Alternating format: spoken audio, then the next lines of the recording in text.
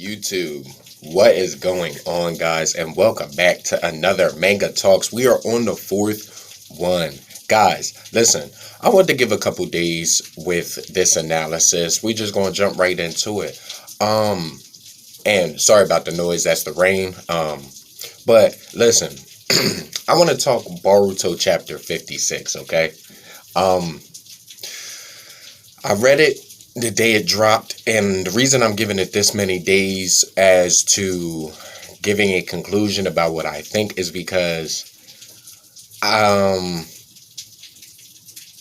this is very confusing, okay?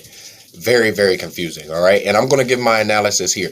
Now, in our last Boruto video right here, okay, pretty much, I think I was stupid enough to say that I liked the nerfing of Naruto and Sasuke. Now, let's talk about that, all right? Now, I actually liked the nerfing if what they were going to do was nerf them, but gradually pick up the strength within enemies, because then it would make sense. It would make sense to nerf them and then actually, okay, potentially span out Boruto until the time skip, you know what I mean? Give a couple more battles. It kind of made sense. But after reading this chapter right here, I start to realize that does not make any sense into how they did it. I would just say it like that. How they did it was just, I feel as though the most horrible way to do it. Now, let's dive into this chapter, okay? Chapter 56, we're actually starting to get a little bit more into code moving, okay? Yeah, we get to see Naruto and them back at the village, but we mainly get to see Code's plan, okay? Come to find out that Code was actually stronger than Jigen this whole time, or Ishiki this whole time, because Amado had made different types of cyborgs or scientific ninja who actually were stronger than Ishiki. Should the day come by that Amado felt betrayed, he was going to use them against Ishiki, okay? But Ishiki caught wind of the plan, because remember, when Ishiki was alive, he did catch wind that there was a rat somewhere in the system, okay? But he just didn't know who. So Ishiki was always very smart, so he caught wind of Amado's plan and had Amado scrap them. Well, it seemed as though that Amado was slick and was like, you know what, I'm gonna get rid of most of them, but I'm gonna put one somewhere. And I guess he put it in like some sort of facility. I haven't really paid attention to where he put it at, but I do know the most important part about it is the fact of the matter that we now get to see a scientific ninja other than Code who is stronger than Ishiki Otsutsuki, okay? Now, with that being said, Kawaki gets to explain the other child that was in the pod with him, because he explains the whole process now. He actually gets to explain. Let me pull that up for you. Jigen's ritual. What do you mean? Remember what I told you about when I was first brought to Kara? Oh, that. It's a ritual to screen Otsutsuki vessel candidates. Lots of kids are given karma, and those who aren't compatible have seizures and die. There were only 2 of us left when it came to my turn. I managed to survive Jigen giving me karma. I turned out to be compatible. Like I mentioned before, I passed out at that point and was moved elsewhere, so I didn't see what happened afterwards, but apparently Jigen gave the last kid karma also, but it failed. Just like the other kids that died, his body started to shake and spasm. He wasn't able to become a vessel, except for whatever reason, he didn't die. He survived just like me. He was compatible with karma. So right there, as it states, as you guys can see, he wasn't able to become a vessel, but his body was able to manifest and be compatible with the karma. So thus turning it into white pure karma. So this must be the stage that's advanced over the vessel karma, okay? So I'm gonna look at it like this. I'm gonna look at it like this. Vessel karma, black karma here, white karma, which is better because you're not a vessel, but you still get to use the awesome power of the karma at will. You know what I mean? Which is like code, okay? Which, for those of you who don't understand what the white karma does, it pretty much turns you into a weapon, okay? And I will show you later on that code, yeah, if he never would have had limiters put in, this could have been a whole different series to Kara. This could have been a whole different thing to Kara. But you now get to see why he was actually guarding the Ten Tails, because he was actually strong enough to do so, okay? But with that being said, let's continue on, okay? Because we also get Kawaki trying to, okay, since he got rid of his karma, he's looking at it with code not being able to become a vessel. He thinks that you can actually pass it on and give it to code. And because code can't become a vessel, it would end up ultimately either one of two things could happen. Either killing code or powering him up. That is, even if it's possible in doing so. Okay, now with that being said, let's actually take a look at the new cybernetic ninja, who's actually stronger than Ishiki Otsutsuki and possibly Code himself. It's said that he kept it, I guess, underground. I would say underground, away from Ishiki's sight and out of his range of dojutsus. But yeah, let's pull that up right now. So I just wanted to stop and give you guys a glimpse of what Code's karma looks like, okay? Now, it looks pretty cool. Now, I'm not gonna lie, it just looks like I said, it turns them into cybernetic weapons. When we go over to the next panel, right here, you can see this is very interesting of an attack, okay? Like, this attack is very interesting. He pretty much, they shoot like cannon blasts at him, and he like waves his arms, and you see, as you can tell, the belt on top of his head. I'm calling it a strap. I'm going to call it a strap. The strap on top of his head, it looks like he's able to control and make them longer or whatever it is, or at least use straps. As they zoom out the panel, you can tell where he's put the straps, okay? So as the blasts are coming towards him, he phases out of the side, and it said he vanished. Hey, what are these black bands? And just as you can see behind him, Code's moving behind, and he suddenly comes from behind him. He's saying, hey, behind you, but it's already too late. Code decides to just viciously destroy him and just pierce him. He ends up trying to shoot. He just uses him as a shield right here in this panel.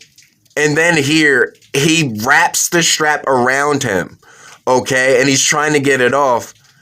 And it seems as though he can just, throughout the strap, just move through it. And it's crazy. You've worked so hard. You can rest now. No, don't. And he ends up just killing him. So, here's the interesting part. Code doing all of that, all right? It seems as though, like, he has some sort of, like, mobile time space jutsu in a sense. You know what I mean? Like, he can go wherever he throws these bands or wherever he puts these bands. That's very interesting. On top of that, he is a weapon, okay? He's like a monster. Like, he's doing all these kinds of things. And he hasn't even gotten to the hidden leaf yet. This is just getting to the actual cybernetic ninja herself. And let's actually take a look at her, because she looks like she's going to be something to deal with too. It says, all right, but in exchange, you'll pay me, right? So this guy, he takes him to where the cybernetic ninja is being held. He said, here you go. What in the world are you stirring up, Code? And you see Code starts to walk up to this, wherever she's being kept, like some sort of chamber. Look at her. Look at the, you can just tell by the hair, she's going to have some sort of power. I don't know what it is. I don't know what it is about the hair, but we come to find out that her name is Ida, okay? Hello, Ida. You who knows everything in this world, okay? Take a good look at her. She looks like she's going to do some damage, okay? But yes, so we learned that this new cybernetic ninja, her name is Ida, but something Code says is very interesting. You who knows everything in this world. What does that mean? Okay, now that I'm going to process that could possibly mean that this was the very first cybernetic ninja that Amado created stronger than Jigen. I'm going to put it like that, okay? So we get to see what Code is up to. We get to see what the new cybernetic ninja looks like. Now let's officially talk nerfing and why this does not make sense. Sasuke losing the Rinnegan, okay? And Naruto losing the Kyuubi, all right? Let's not really count them out, because we can't really count them out, because in the time skip, we actually hear Kawaki / Ishiki, we're going to say, actually say, I'm going to send you where I sent the 7th, okay? So Naruto is going to still be alive. We can't really say the same for Sasuke, okay? Now, here's the thing, all right? We can't really necessarily count them out, for the simple fact of the matter is we have to give them their mastered power, okay? I'm going to say that nerfing them at this point was the most ridiculous thing you could do, given the fact that we have two cybernetic ninja that are stronger than Jigen.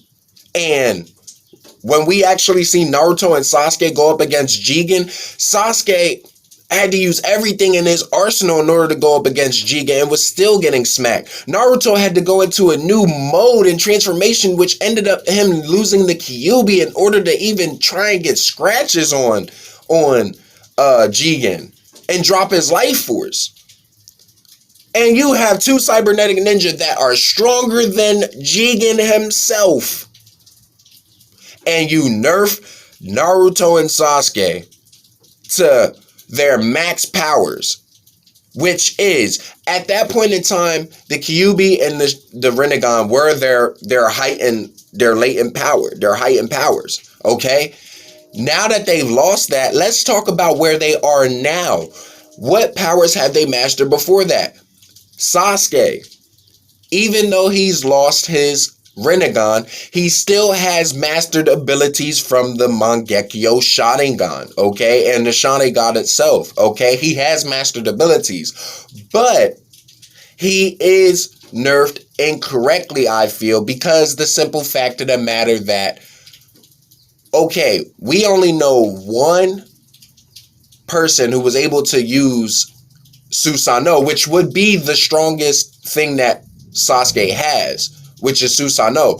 But in order to do that, you need both manifested powers of the Mangekyo Sharingan. Hence, Sasuke lost the Rinnegan and the whole eye. So all the Sharingan and Rinnegan is gone from that eye, okay? So he doesn't have that anymore. And the only person we know who was able to manifest Susanoo with one eye was Shisui Uchiha.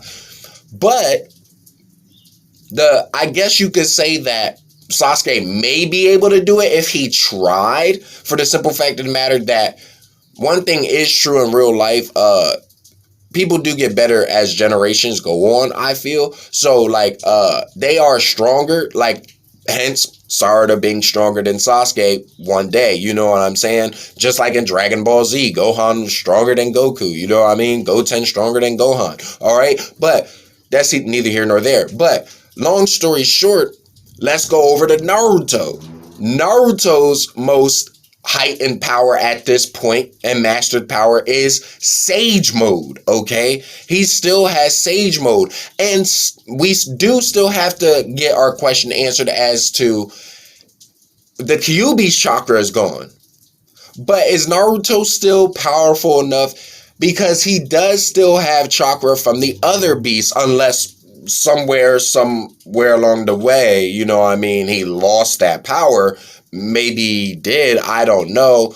But it has not been stated. Okay, so at the end of the day, does he still have the other beast chakra? But his biggest mode right now is Sage Mode, okay? So nerfing them at this point in time with only Sage Mode and possibility of Susanoo and the strongest Jutsu Kirin, maybe going back to that, then going up against Ida and Code,